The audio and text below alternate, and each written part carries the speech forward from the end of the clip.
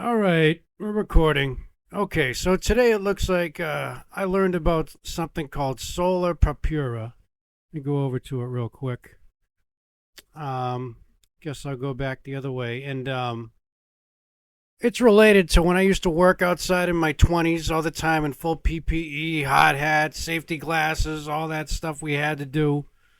Even with some of the guys would make fun of you for it because you're an apprentice and you get hazed. Like, oh, you're wearing all that stuff. But if you took it off, you got laid off because you're an apprentice. You had to wear the gear. You had to wear the gear. In most all situations, you had to be hard hat, safety glasses, PPE.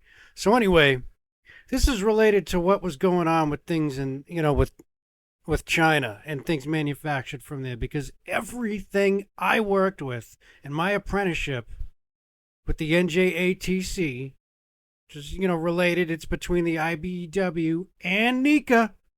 Okay, it's not all the union.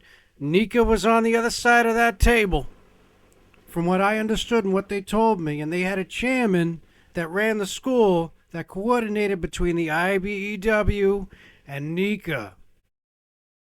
Anyway, I don't want to get too involved in everything because there's so much context I don't want to leave out.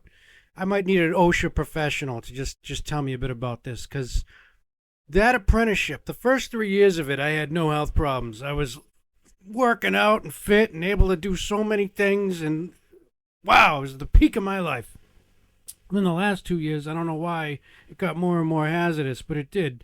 And some of that PPE, all made in China, I would get home from work, right? And you'd have to wear long sleeves. You had to wear pants, and this, you had to have the right ANSI rated stuff. But like I said, it was all made in China. And sometimes when some of us got home, we would have skin irritations. It's like, how would that happen? I mean, even our working gear was made in China.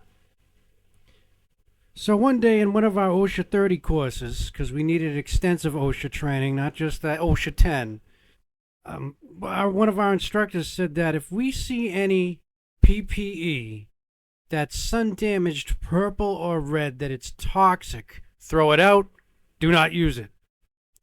It's supposed to fade. If it's made out of the proper chemicals, it should just fade in color some, and if it fades too much, then it's also no good, throw it out. But if it turns like a purplish, reddish tinge, it's toxic.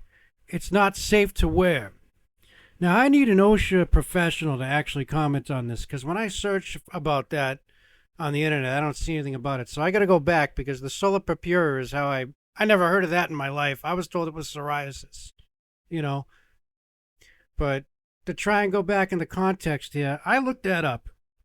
And I couldn't find anything. Where is it? OSHA sun damage PPE. That's it. So, I mean, this is saying that according to employers are required to provide pay for personal protective E for their employees and all that. Sun damage PPE is hard hat. Showed sun damage exposure from ultraviolet light. Yeah. Yeah, there's nothing here about toxic PPE from manufacturers that to toss out. Now, I don't want to say anything incorrect. Like, this is something huge. Okay? And there's other workers. I was working with apprentices that were falling apart. They had bruises on their skin too. And like, why would they do this? Why would they give us PPE that's toxic and hazardous? Huh? They wanted to train the best workers they could for the company. After I got my license in the States, I would have went over and learned metric rules and learned it in Europe. Now I would have applied myself to be the best freaking electrical worker possible. Now I'm lucky if I can breathe and use my leg.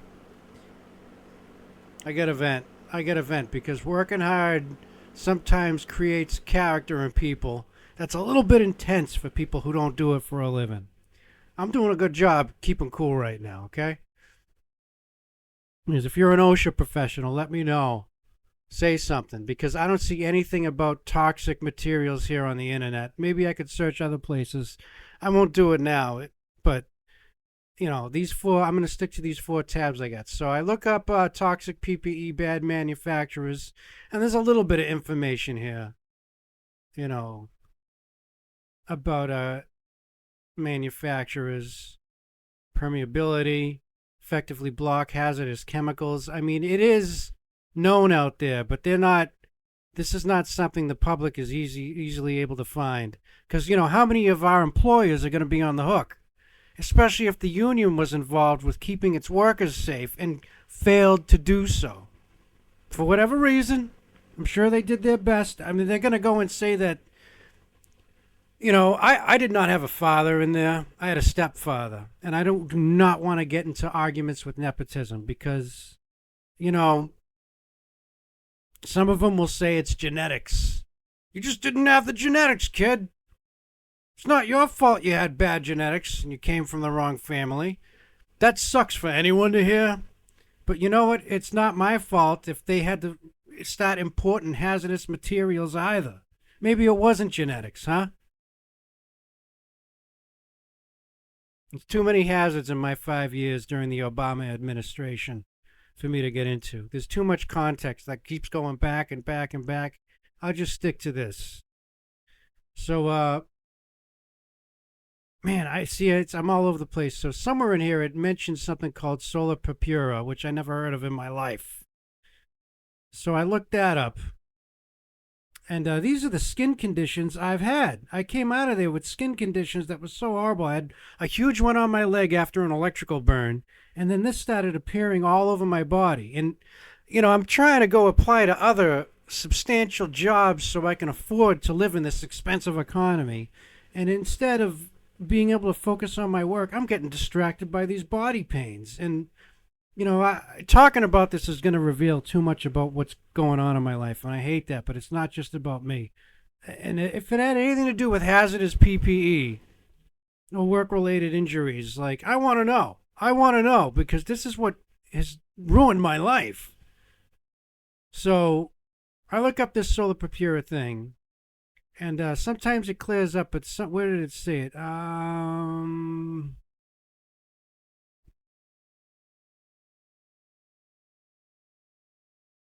High risk of exposures, treatments not been injured may seek out is avoiding applying sunscreen. Which one of them said?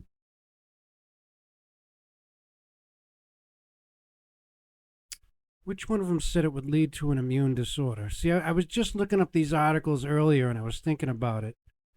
It's not typically associated with immune disorders, but it sometimes can indicate underlying health issues that may affect the immune system or blood clotting mechanisms. So what did you do for a living? What type of work-related experiences do you have? I haven't had a day off from this since it started appearing on my body in 2011. And I kept trying to work. I'm still trying to work on projects, but employers don't want to touch a compromised case of damaged goods. All right, so anyway, I shouldn't rant anymore.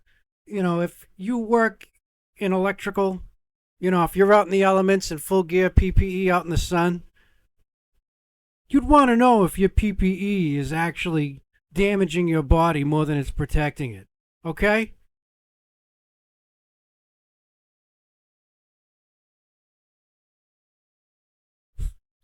All I wanted to do was buy a home and maybe start a family and live some type of normal life. But what is normal today, huh?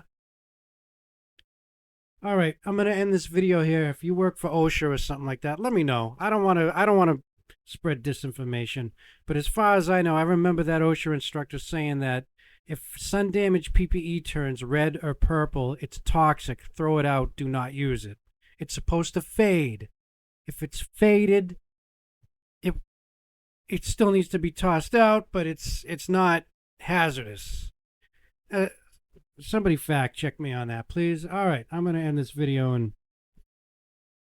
maybe go do something else entertaining or productive and try and earn a side income here. Good day and be well.